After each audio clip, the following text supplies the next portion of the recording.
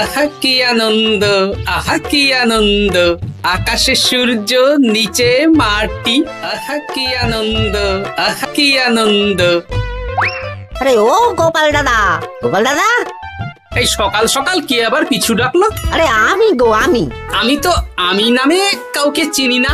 আর তুমি একটু পেছন ফিরে তাকাও তো। আমি তো সামনে যাচ্ছি, পেছনে তাকাবো কেন? ঠিক আছে, তাহলে আমি তোমার সামনে আসছি। আরে দৌড়াচ্ছ কেন? হ্যাঁ, আরে দাঁড়াও দাঁড়াও বলছি, দাঁড়াও, নইলে কিন্তু আমি মহারাজের কাছে যাব। হ্যাঁ, ও ভোলা তুমি? আরে আগে বলবে তো, আমি করছিলে কেন? একদম কথা ঘোরাবে না গোপাল দাদা। এবার বলো কি বলছি। দেখো, আমি তোমাকে আগের বছর 50 মোহর ধার দিয়েছিলাম। এ কি, তোমার তো মিষ্টির দোকান, ধার দিলে তো লোকে ছুরি কাঁচি ধার দেয়, তুমি মোহরে ধার দেওয়ার ব্যবসা শুরু করেছো কবে থেকে বলো দেখি? আবার কথা ঘোরানো শুরু করেছো? হ্যাঁ, আমি এবার কিন্তু সত্যি মহারাজের কাছে যাব। আরে মজা করছি তো।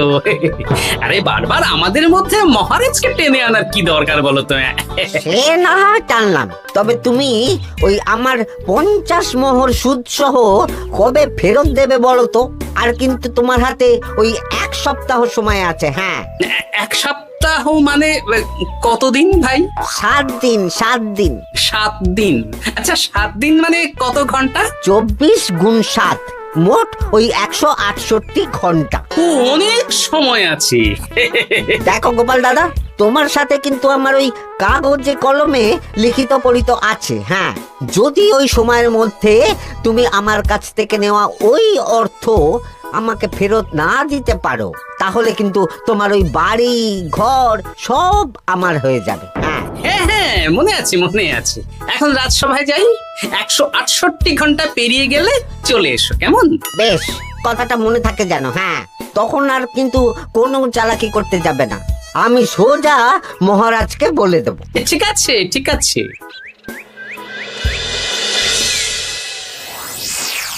দেখুন মহারাজ, নিজের চোখেই দেখুন, সবাই হাজির, শুধু গোপাল ধাঁ। সত্যি গোপাল ইদানিং আবার দেরি করে আসা শুরু করেছে। ওকে আচ্ছা করে ধোলাই দিন, তাহলেই চলে আসবে। কাজের কাজ তো কিছু করে না, শুধু বসে থাকে, তাতেও এই। যা বলেছেন মন্ত্রী মশাই।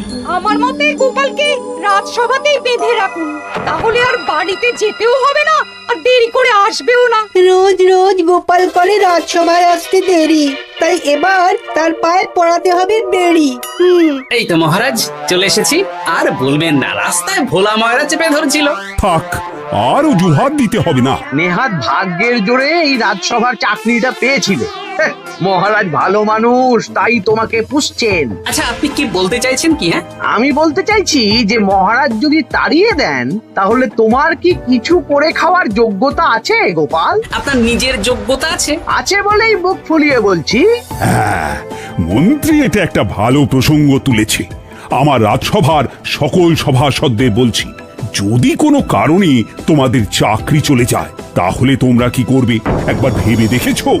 না মহারাজ, ভাবনাটা আমি সঠিক সময় কাজে লাগাই, ওই অকারণে ভেবে মাথা খারাপ করতে চাই না। হ্যাঁ, আহা, রাজসভার চাকরিটা তো তোমাদের পেশা। এই পেশার বাইরে তোমরা কে কি করতে পারবে? দেখুন মহারাজ, আমি তো ভেবেই দেখেছি যে যদি রাজসভার চাকরি না থাকতো, তাহলে আমি ব্যবসা করতাম। আমি মহারাজ যদি বিজ্ঞানী না হতাম, তাহলে শিক্ষা দান করতাম। আমি তো ছবি আঁকতাম, কলম না থাকলে আমি তুলি ধরবো। আমি কামারশালায় কাজ করতাম। আমার তো ছোটবেলায় মূর্তি বানানোর শখ ছিল, আমি মৃৎশিল্পের কাজ করতাম। কি গোপাল, এবার তুমি বলো।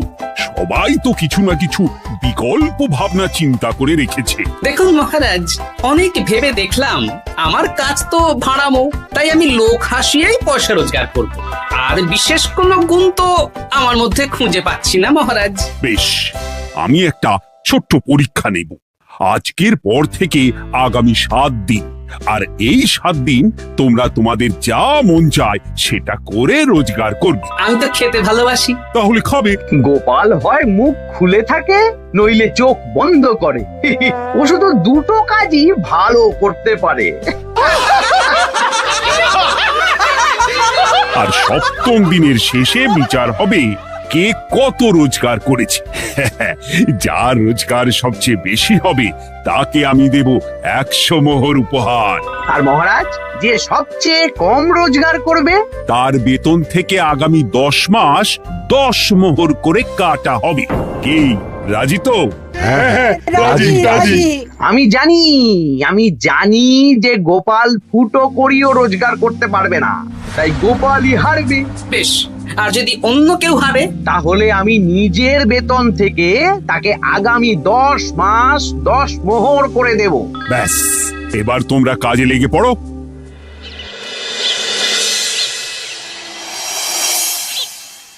এ কি গিন্নি, আজকেও নিরামিষ? হ্যাঁ, আজকেও নিরামিষ খেতে হয়। হ্যাঁ, রোজই তো কিছু না কিছু একটা লেগে আছে তোমার। আমাদের পুরো শরীরটাই তো আমিষ। হ্যাঁ, তাহলে আমিষ খেতে বাধা কিসের বলো দেখি? বেশি তর্ক করতে হবে না বাপু, তা তোমাকে ডিম বানিয়ে দেবো। হ্যাঁ, না, আমি মানুষই ঠিক আছি গিন্নি। আরে তোমাকে ডিম বানাবো বলেছি নাকি? আমি বললাম তোমার জন্য ডিম বানিয়ে দেবো। জন্যটা তো বলনি তখন। আরে তাড়াতাড়ি দাও, তাড়াতাড়ি দাও। এখন কদিন শুধু খাবো আর ঘুমাবো, 7 দিন ছুটি। ছুটি মানে? সেসব পরে বলবো গিন্নি। যাও গিয়ে ডিম সেদ্ধ বসাও।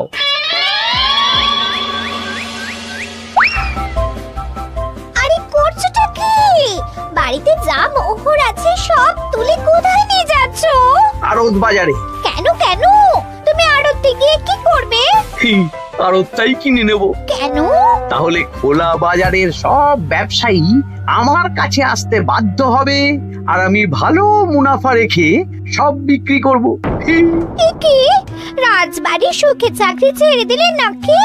না না না, এখন 1 সপ্তাহ ব্যবসা করে মহারাজের কাছে আমার যোগ্যতা প্রমাণ করব। সব পরে বুঝিয়ে বলবো। হ্যাঁ, আমি আপনাকে সব শিখিয়ে দেব। তাহলে ভাই ওই আগামীকাল সকাল থেকে কাজে লেগে পড়বো, কেমন? তাহলে বুঝতে পারলেন তো যে কি করতে হবে? হ্যাঁ হ্যাঁ জমিদার মশাই, কবিতা লেখা যেমন আমার পেশা, তেমনি চিত্রশিল্প আমার নেশা। তাহলে তো আর কোনো চিন্তাই নেই। আশা করি খুব সুন্দর ছবি আঁকবেন। আপনি 1 সপ্তাহ পর এই মন্দির চিনতেই পারবেন না। এই নিন আপনার জন্য 50 মোহর অগ্রিম। মন্দিরের চিত্রকলা শেষ হয়ে গেলে আরো 50 মোহর দেব, ঠিক আছে? বেশ।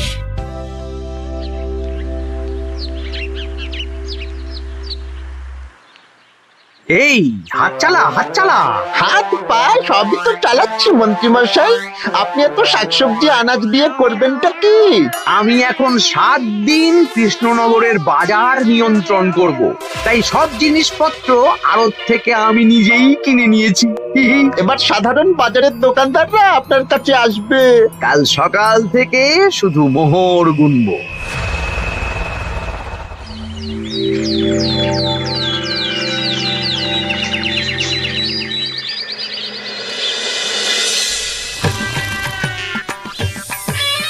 আরে এত বেলা হয়ে গেল, আর কত পড়ে পড়ে তুমি ঘুমোবে? এত লম্বা ছুটি পেয়েছি, এখন তো বিশ্রাম নিতেই হবে গিন্নি। কিন্তু পুকুর ঘাটে গিয়ে তো আমি অন্য কথা শুনলাম। তুমি আবার কি শুনেছো? তোমাদের মহারাজ নাকি বলেছেন আগামী 1 সপ্তাহ তোমরা সকল সভাসদেরা ওই সকল সভাসদেরা নিজের ইচ্ছে মতো কাজ করে রোজগার করব। আমার কাজ তো ভাড়ামো করা, তাই ভাড়ামোর সুযোগ এলে সেটাই করব। কিন্তু যদি সুযোগ না আসে, তাছাড়া যার রোজগার সবচেয়ে কম হবে তার তো বেতন থেকে 100 মোহর কাটা হবে গো। এই খবরও পেয়ে গেছো? বাবা, পুকুর ঘাট না পরনিন্দা পরচর্চা কেন্দ্র? হ্যাঁ, ওসব বাজে কথা বাদ দিয়ে কোনো কাজ শুরু করো, কাজ শুরু করো। এরকম গা এলিয়ে শুয়ে থাকলে ভগবান এসে তোমাকে পয়সা দিয়ে যাবে না গো। গোপাল দাদা, ও গোপাল দাদা, বলছি গোপাল দাদা, কি খবর গো? এই তো গতকাল তোমার সাথে কথা হলো, আজ একেবারে বাড়িতেই চলে এসেছো। তোমার যা হালচাল তাতে তো মনে হচ্ছে ওই কদিন পরে বাড়িটা আমারই হবে। আর সেই আশাতেই বসে থাকো। এই ভোলা ময়দা এসেছে কেন গো? এসব কি বলছে? মা ঠাকুরুন, আপনার কাছে আর কি লুকাবো? বহুদিন আগে গোপাল দাদা আমার কাছে 50 মোহর ধার নিয়েছিল। সেই ধারের থেকে 5 মোহরা এখনো আমাকে শোধ করেনি। সে কি? হ্যাঁ, শর্ত অনুযায়ী যদি গোপাল দাদা আগামী ওই 6 দিনের মধ্যে ধার না শোধ করতে পারে তাহলে এই বাড়ি আমার হয়ে যাবে। তুমি আমাকে এত বড় কথা লুকিয়ে রেখেছো? হ্যাঁ, না আমি বলবো বলবো করে বলা হয়ে ওঠেনি আর কি। এবার আপনি দেখুন গিন্দিমা কি করবেন। ভিটে মাটি ছেড়ে কোথায় গিয়ে উঠবেন দেখুন। কি গো, এতেও তোমার হুঁশ হয় না? হ্যাঁ? ধুর, এই অযথা চিন্তা করো না তো, কিছু না কিছু একটা হয়ে যাবে।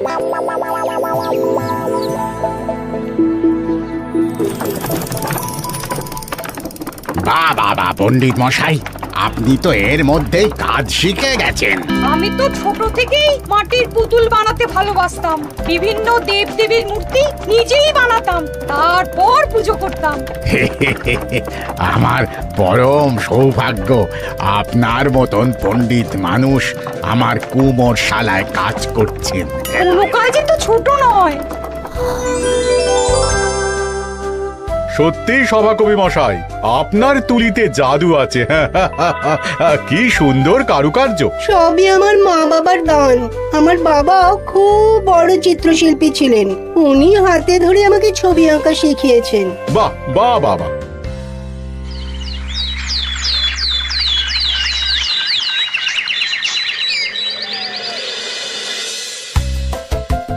এই যে পুটি, আজকে তো একটা মজার জিনিস শেখাবো। কি জিনিস? নয়ের নামটা তো তোরা পড়েছিস। হ্যাঁ, বল তো। 9 একে 9, 9 দুগুণে 18, 3 9 27, 4 9 36। ঠিক আছে ঠিক আছে, এবার থাম। পুরো মুখস্থ। সে তো বুঝতেই পারছি। এবার মজার জিনিসটা দেখ। 9 কে 9, 9 দুগুণে 18, 18 মানে কি? 1 10 8। হ্যাঁ, এবার 1-এর সাথে 8 যোগ কর, কত হয়? 9 3 9 কত? 27। 2-এর সাথে 7 যোগ করলে কত হয়? 9 36-এর 3-এর সঙ্গে 6 জুড়লে 9। আরে বাস, দারুণ তো। হ্যাঁ হ্যাঁ। সত্যি বিজ্ঞানী মশাই, আপনি কি সুন্দরভাবে পড়া বোঝান। এটা তো আমার নেশা।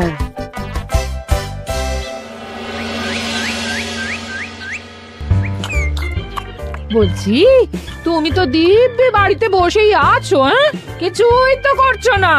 সত্যি বলো তো, তুমি ভাড়া মোছাড়া আর কি কিছু করতে পারো? হ্যাঁ, এই আদেশ করতে পারি।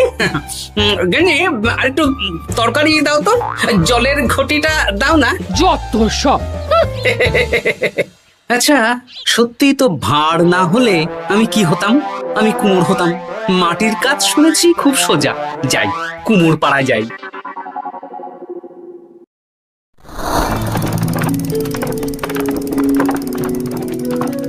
আমার কি সৌভাগ্য, রাজসভার দুজন সভাসদ আমার সঙ্গে কাজ করছে। আচ্ছা, এইভাবে ঘোরাবো? এই যা, হলো না হলো না। এটা কি মুড়ির মোয়া নাকি? দাও, আমাকে করতে দাও, তুমি অন্য কিছু করো।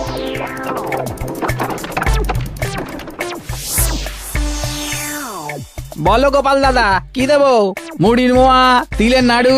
আমি কিনবো না গো, বানাবো। হ্যাঁ, কি বানাবে? ওই মুড়ির মোয়া। কদিনের জন্য আমার একটা কাজ দরকার, বুঝলে? তা বেশ, তাহলে এসো, এই পিছনেই আমার কারখানা। গুড় মুড়ি সব রাখা আছে, বানাও। এই দেখো, এই যে গুড়ের হাঁড়ি আর ওই যে মুড়ির বস্তা, এবারে বানাও। বেশ, আমি তবে সামনে দোকানটা সামলাই।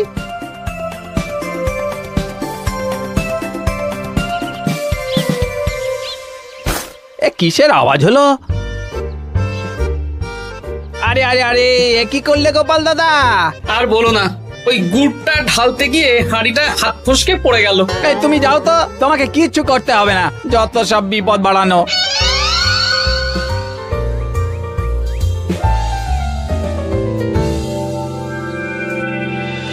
তোমার দ্বারা কিছুই হবে না। হ্যাঁ, সত্যি তো, আমার দ্বারা যে কিছুই হবে না গিন্নি। তাহলে তুমি করবেটা কি? এমন করে বলো না গিন্নি, সবারই খারাপ সময় যায়। আর খারাপ ভালো, যে সামান্য মুড়ির মোয়া বানাতে পারে না তার মুখে এসব মানায় না, মানায় না। এদিকে বাজারে সবজির দাম হু হু করে বেড়ে গেছে। তাই নাকি? বলি তুমি জানবে কি করে? কদিন তো শুয়ে বসে আছো, আমি তো বাজার দোকান করি। মন্ত্রী মশাই এখন আড়ত সামলাচ্ছেন আর সাধারণ বিক্রেতাদের চড়া দামে বিক্রি করছেন। হ্যাঁ, ও বেটা জীবনে শোধরাবে না। উনি তো তাও ছলে বলে রোজগার করছেন গো। আর তাছাড়া অনেকে পথে গান শুনিয়েও রোজগার করেন, সেটাও তো তুমি পারবে না। হ্যাঁ, এই তো পেয়েছি। 6 দিনের মাথায় তো রাজসভায় একটা বৈঠক হবে, সেদিনই আসল মজা জমবে। কিসের মজা গো? সেটা সেদিনই বুঝতে পারবে।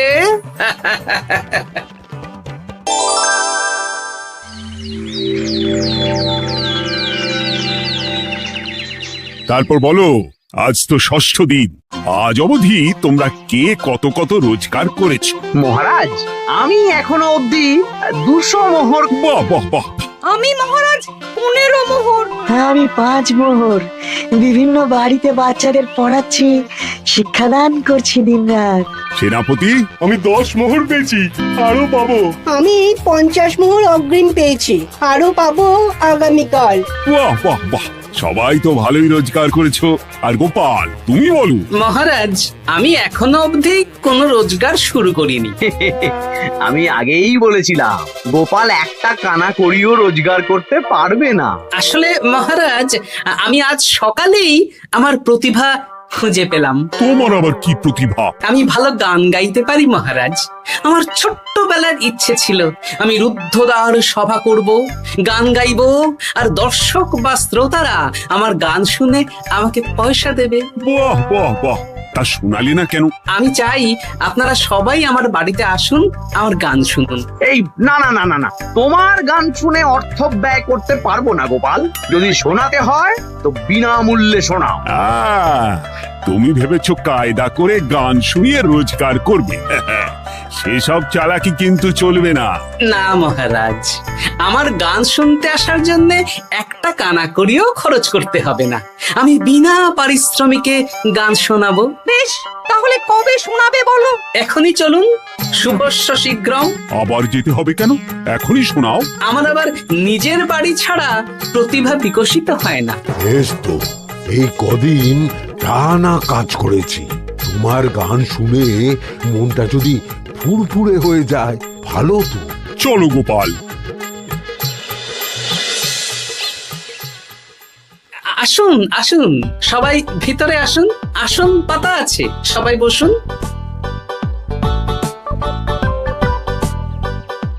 নাও, এবার গান শুরু করো। দাঁড়ান মহারাজ, আমার গান আমি বাইরের লোককে শোনাতে চাই না। কু কু বাবা, আবার কোকিলের মতন আওয়াজ করছে। কু।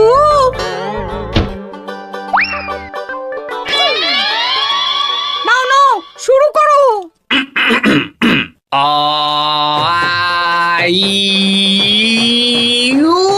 ওরে বাবা রে বাবা!